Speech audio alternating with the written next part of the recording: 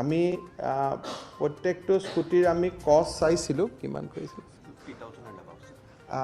Around in between 50 to 55,000 আমি jam পৰ্টেলত আজি আমি নিবেদা কৰিম তাৰপিছত ৰেটটো অলপ হয়তো কমিবও পাৰে আমি ভাবিছোঁ যে অক্টোবৰ মাহৰ 15 তাৰিখৰ আগতে আমি স্কুটি আমি দি দিম sebaonline.org এই যেটো ওয়েবসাইট আছে এই ওয়েবসাইটত গৈ কোনোবা ছাত্ৰীক যদি ইলেক্ট্ৰিক্যাল স্কুটি লাগে আমি আধুনিক স্কুটি দি আছো কিন্তু কোনোবা ছোৱালীয়ে যদি ভাবে যে মোৰ তেল ভৰুৱাব অসুবিধা হ'ব গতিকে আমি ইলেক্ট্ৰিক স্কুটি এখন হলে ভাল পাওঁ সো সেই ক্ষেত্ৰত আমাৰ ছাত্ৰীসকলে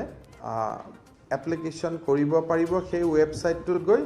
তেতিয়া আমি তেওঁলোকক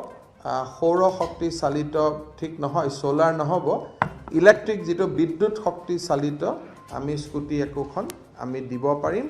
choice is theirs কিন্তু আমি propose কৰিছো যে আমি আধুনিক স্কুটি দিম কিন্তু কোনোবা যদি গাৰ্জেনে কয় যে মোৰটো তেল ভৰাব ইমান অসুবিধা হ'ব বা আন অসুবিধা হ'ব মই ইলেক্ট্ৰিক স্কুটি লম তেতিয়া হলে ইলেক্ট্ৰিক স্কুটিও তেওঁলোকে ল'ব পাৰিব যদি কোনেও একো চইচ নিদিয়ে আমি ধৰি লম যে তেওঁ আধুনিক খন কিনিব আৰু ৰেজিষ্ট্ৰেচন কষ্টটো তেওঁলোকে নিজে বিয়াৰ কৰিব লাগিব আৰু এই স্কুটিখন অন্তত 3 বছৰলৈকে কোনো বিক্ৰী কৰিব